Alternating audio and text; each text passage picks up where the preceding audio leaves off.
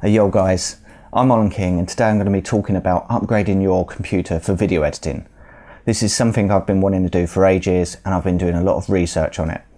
At first I wasn't sure which way to go, whether to get a laptop and get a really high-end laptop, whether to go the MacBook route, whether to buy a pre-built PC that had been specifically designed for video editing, or to do a custom build and pick all of the components myself. Stay with us and I will talk you through what I did and why.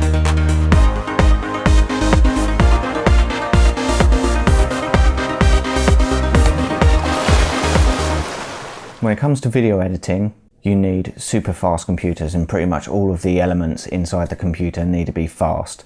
Now, when you're considering that, the costs can spiral out of control quite quickly. I decided to set myself a preliminary budget of around about £1,000 and to see how I got on with that to start off with.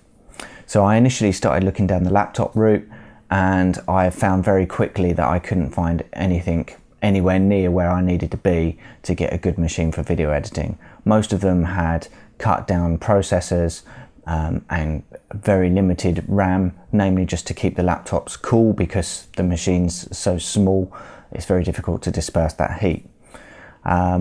Likewise, I decided to rule out the Apple route just because they are quite expensive, and really the only contender there was the MacBook Pro, which started around about £2,000, so I ruled that out.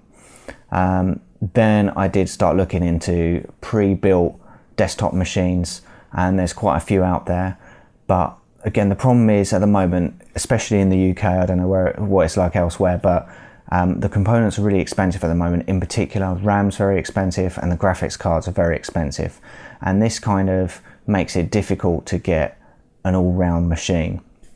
What I decided to do in the end after a lot of research was to go down the custom build route, and I'm going to explain why.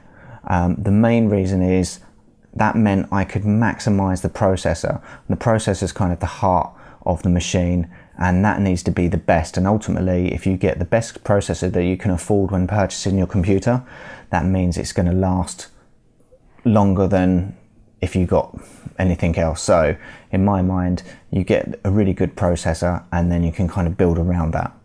So I decided to go for the new i7, the 8700K.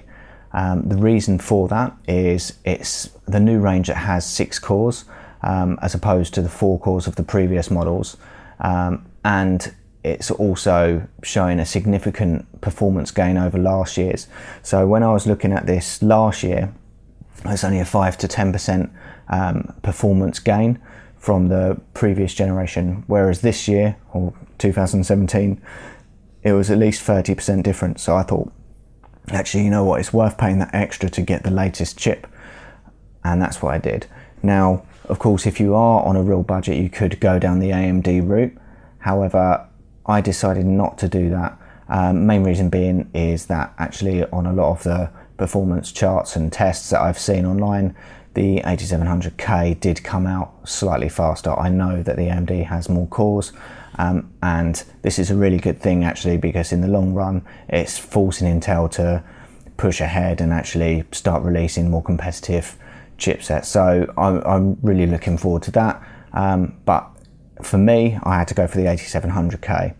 So after I decided that, the next thing I wanted to do was actually to get quite a small PC. My current one's a shuttle, and they are really small cases. They're mini ITX, and ideally that's the route I wanted to go down.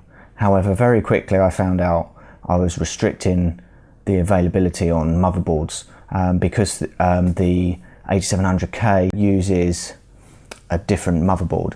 This is the 370 range, and there's not that many about at the moment, so that really limited my choice, and also it meant the connectivity on the motherboard was limited if I went for the smaller one. In the end, I decided to go for the full ATX case, and the reason for that was twofold. Yes, it meant I could get better connectivity on my motherboard, but it also meant that I could overclock the processor if I wanted to, and there was enough room inside the case to allow the heat to circulate and get out and escape without completely cooking the machine very early on.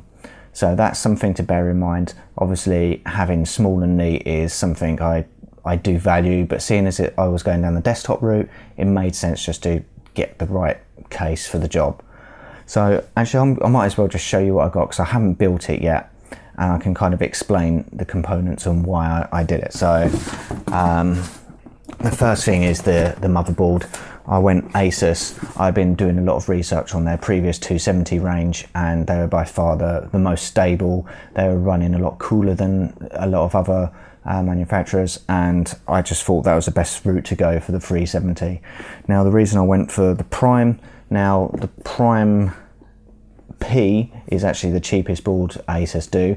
I went for the Prime A, namely because it's designed specifically for applications, and if you're going to be doing video editing, it made sense to go down that route.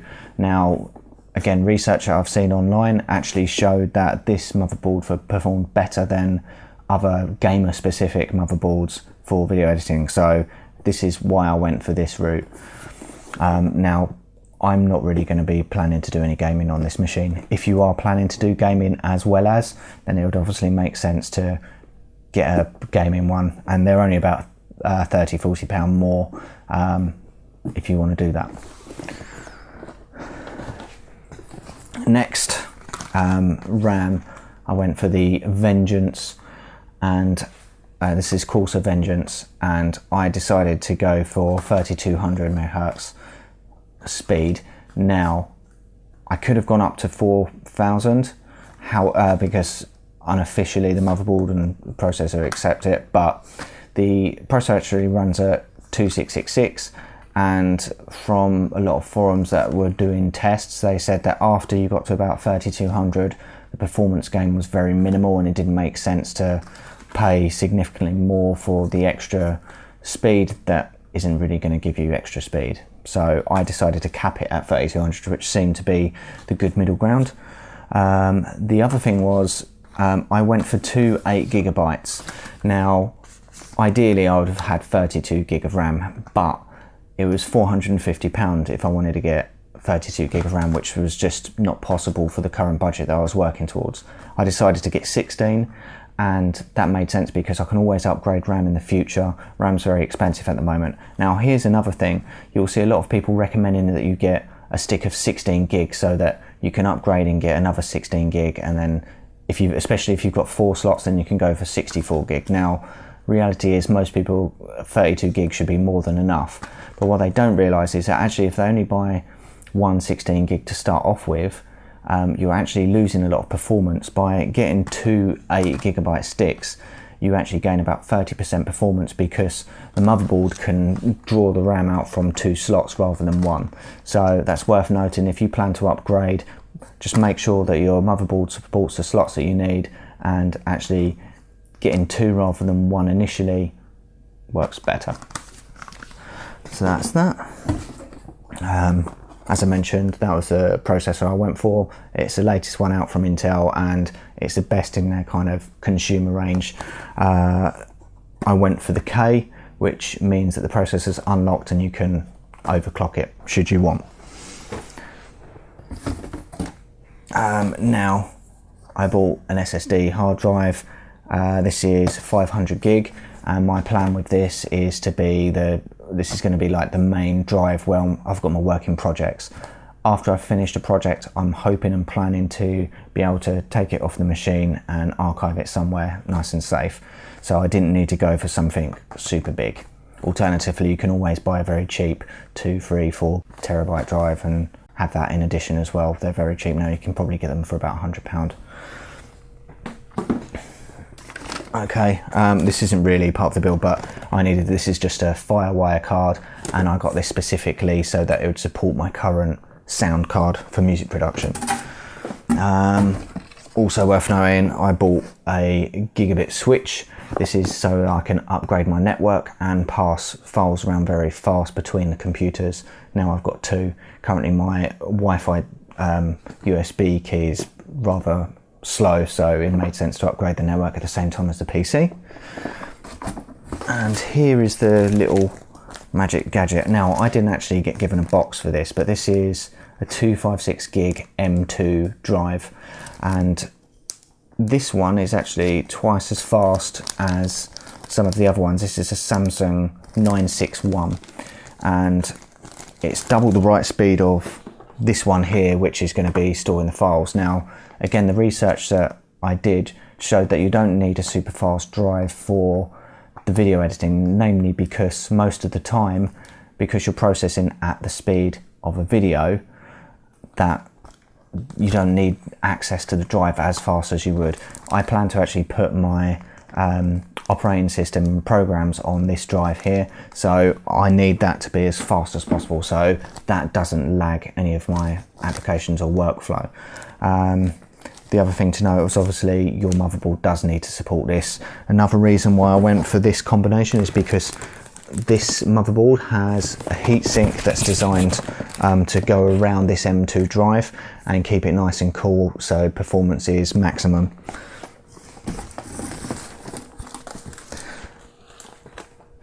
Now, next thing is your power supply. I went for a gold standard and I went for 650 watt. Now, if you're going to be running any sort of graphics card, it's worth getting at least over 500 watts of power. Now, each graphics card will give you the setting, but I went for 650 just to give myself a bit of headroom. I don't plan to buy 2 graphics cards, so this is going to be more than enough for what I need. Now, here's the next funny thing. I decided to go for water cooling. Now, I've heard about it and it's been going around for quite a while now, but I've never done it myself, so I'm quite interested to see how this is going to work out, and of course I'll let you know once I've got it going.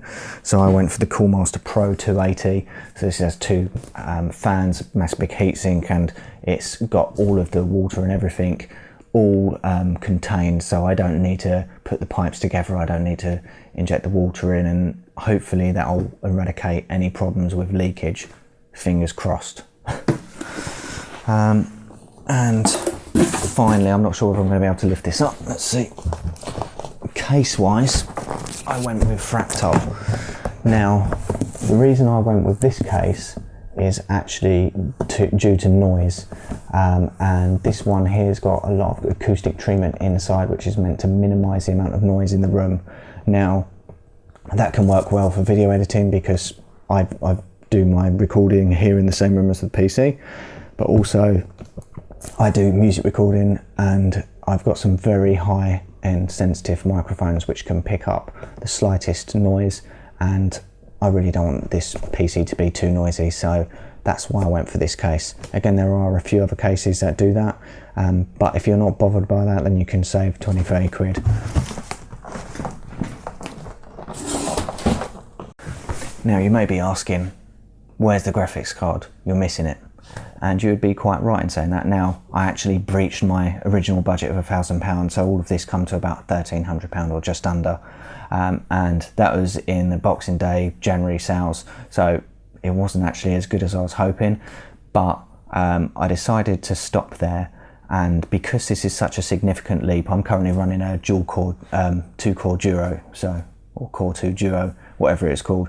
Either way, I'm running one of these really old processors, about 6-7 years old, so I'm definitely going to notice a performance gain from moving over to this.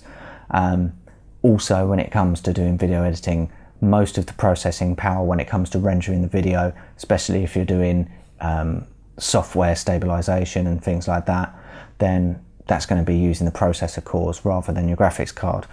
Now, if you're using any other sorts of effects or LUTs, then you might notice a difference with the graphics card, and I'll be able to report back to you guys later on when I do purchase one. But for now, I thought actually let's see how I get on with just the PC without the graphics card.